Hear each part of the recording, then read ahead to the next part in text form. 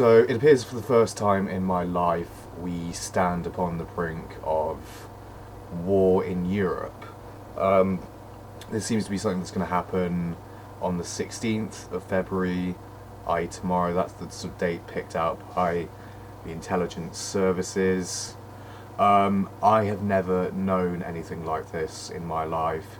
I think I may have been alive during the Bosnian War, but yeah, this is totally new to me. I I'm tempted to say I don't know what's going to happen, but the horrible thing about all this is I'm afraid to say I think I do know what's going to happen. Um, I think we're going to see a war in Europe tomorrow. I think we're going to see Russia starting to bomb Ukraine, and I think we're going to see an Iraq war-sized conflict developing in Eastern Europe with all the social, political, and economic consequences that are entailed by that. And I think we're going to see that tomorrow. I wrote an article earlier about what this conflict or what this standoff is really all about, or what this conflict will be about if it develops, which I'm going to say I think it will. It's about gas pipelines. So there's two major gas pipelines running through Ukraine currently. There's also two pipelines running to Germany, and then there's another smaller pipeline running to Belarus. The Lukashenko regime in Belarus is allied with that of Vladimir Putin, so he won't be turning off that pipeline. He wants the Nord Stream 2 pipeline probably to go ahead because he'll be selling natural gas to Germany in rather large quantities. Germans, of course, have a lot of money, or Germany has quite a lot of money to be able to pay for this natural gas. However, he doesn't want those natural gas imports into Europe being undercut in terms of their value by Ukrainian gas companies. So what I believe he's primarily intending to do via this invasion, and I don't think it's going to be a minor incursion either, I think it's going to be a full-on invasion, all the way up to taking Kiev and so on. He wants to disable or decommission these Ukrainian natural gas pipelines so that the gas being pumped into Germany can command the highest possible price for this finite resource, of which he has about 50 years worth of gas left. He's also beginning to sell gas to the Chinese, so he wants to command the highest possible price he can with the Chinese. And on that point also, there have been sort of threats within Western spheres, threats of strong-arming the Germans into turning off Nord Stream 2, or not approving Nord Stream 2, because it's not officially running yet. I don't think that would trouble Putin too much, because he's still got Nord Stream 1, he's still got Belarus. He will attack Ukraine anyway for various other reasons, I think, also. But you can say, well, he's always got the Eastern market, he's always got the Chinese market to fall back on. When it comes to this natural gas, you can just sell more gas to China. That's not such a huge issue. Likewise, they're threatening with the sanction of turning off the SWIFT payment system, which, again, I don't think he's too threatened by, because he's sitting on about $626 billion worth of foreign currency in gold. And he's also has ever closer ties with China, their banking system, and financial aid from China should he need it, which I doubt he will, frankly. And I think that this has been in the mix for quite some time now, and heard the intelligence report from the gentleman from the Pentagon earlier, whose name I can't remember, stating that they've been worried about this since April of 2021. So this has been in the mix for quite some time, I think, and he's finally doing it now. He's putting troops on the border. Got 130,000, in excess of 130,000 troops on the border of Ukraine. Naval drills going on in the Black Sea.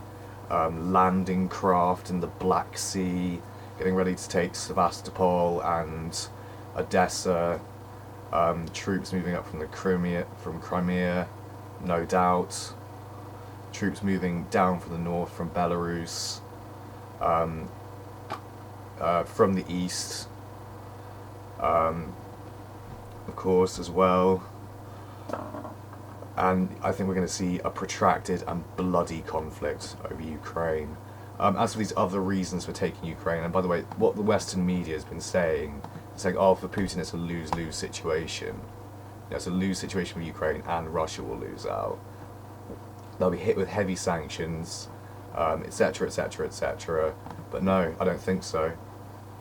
I think when it comes to these gas sales, over the next 50 years or so, at current rates of usage of natural gas, if it lasts that long even, I think that would more than pay for whatever war is likely to develop here.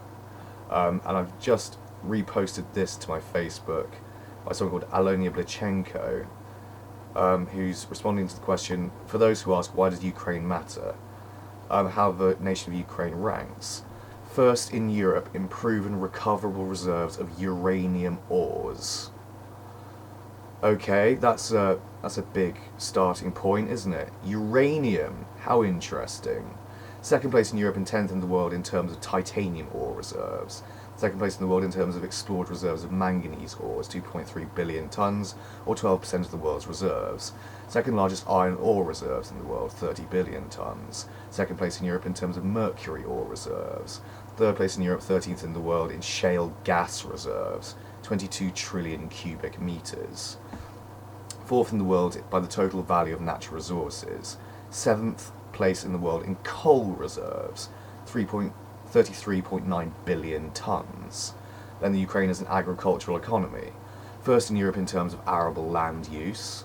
Third place in the world by area of black soil, 25% of the world's volume.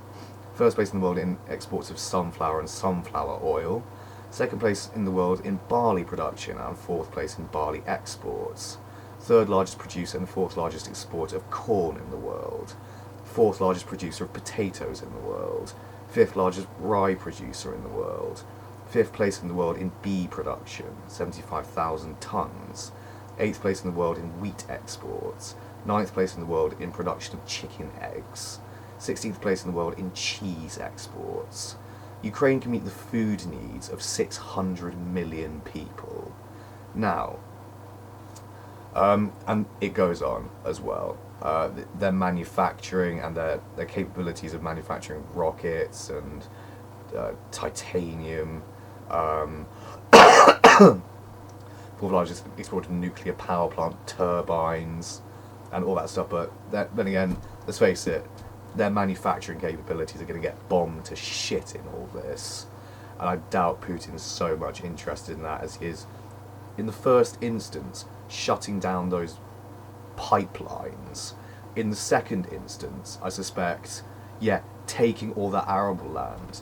But Ukraine was incredibly important to the Soviet Union. It was called the breadbasket of the Soviet Union. It's this massively fertile and productive agricultural economy. It was very, very important to the Soviets.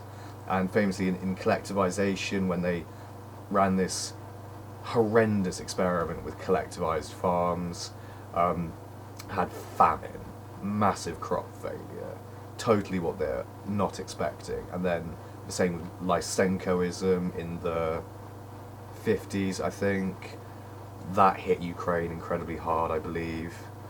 And he is after all this sort of stuff, like uranium, titanium ore, iron ore, mercury, and so on. And coal as well. That's a pretty sweet deal. I mean, Russia's got loads and loads and loads of coal, but Ukraine has got coal. The coal alone would pay for the war. The uranium alone would probably pay for the war. This is Ukraine. Like, people think like, oh, it's just some Eastern Bloc country. No, Ukraine is a gold mine of natural resources, and it's a highly, highly productive agrarian economy, or agricultural economy. It's not to be sniffed at. He's been, and by the way, Vladimir Putin is obsessed with Ukraine. He's written all these essays about the deep historical ties with Russia that go back to the days of the Kievan Rus and throughout the Russian Empire and the Soviet period and everything else. And he is, yes, seeking to reunite these countries. And yes, expand his sphere of influence. And yes, push back NATO. And yes, all this stuff. And yes, yes, yes. Think of the benefits stacking up in his mind. Is he going to invade? Of course he's going to invade. I say, like, of course, but it makes too much sense. Submitted to a cost-benefit analysis from the Russian perspective, from Putin's perspective. Yeah, like, and he's also in the late stages of his career, and he wants to leave a legacy, and he believes this is going to be his legacy. And for all I know, it might well be. Because the Ukrainians will put up, I'm sure, an incredibly commendable fight against this tyrannical oppressor at their borders. However, they will not win against the Russian army, I don't think, in the end.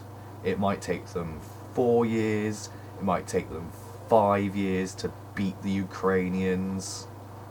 There'll be, guerrilla warfare. It'll be very hard to hold for the Russian army. There'll be insurgency, there'll be everything else. But at the end of the day, like, what is Putin? A robber baron who go in there, take all their fucking natural resources, get rid of their pipeline at the very minimum. Yeah, like, obliterate their country if need be. If some sort of peace accord can't be struck, whereby, Ukraine is effectively taken into the sphere of influence of Russia, and is, effectively a satellite state of, the Russian Federation, in much the same way that I suppose Belarus is. And I very much see this happening. It deeply, deeply worries me, and I don't know what the fallout of this could be. Catastrophic.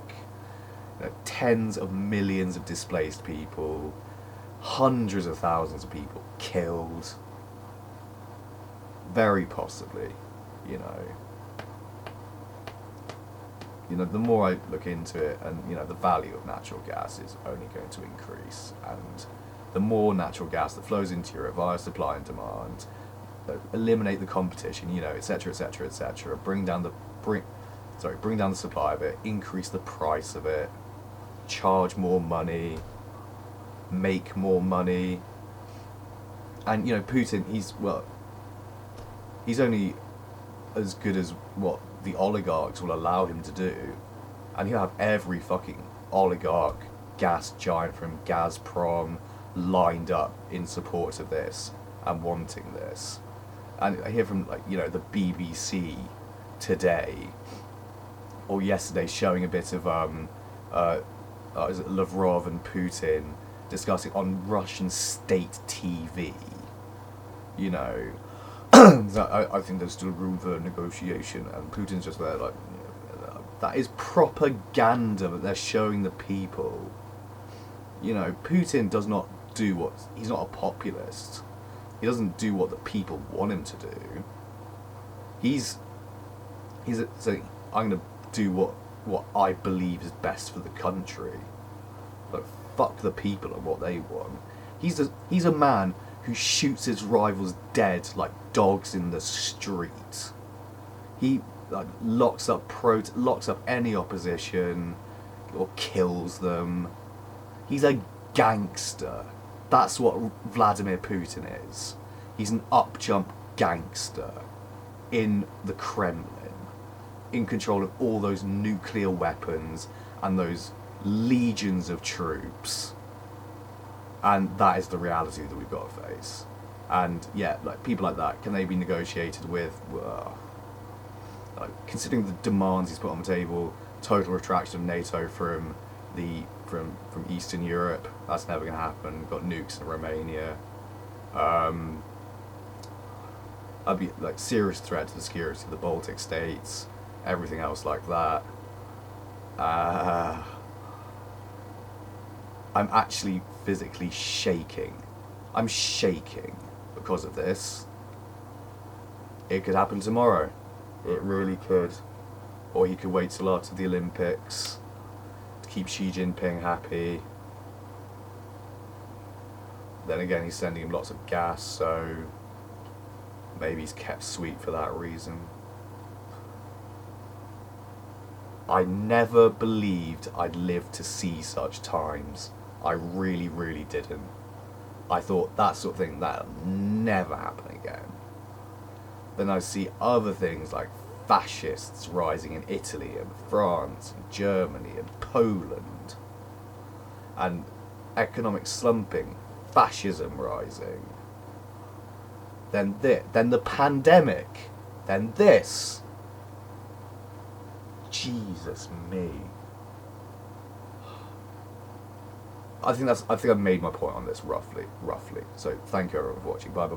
I love you lots. I wish you well out there. I wish, of course, for the best possible outcome, whatever that is from this situation. And I hope you stay safe, and I hope everyone manages to get through this okay. Thank you everyone for watching. Bye.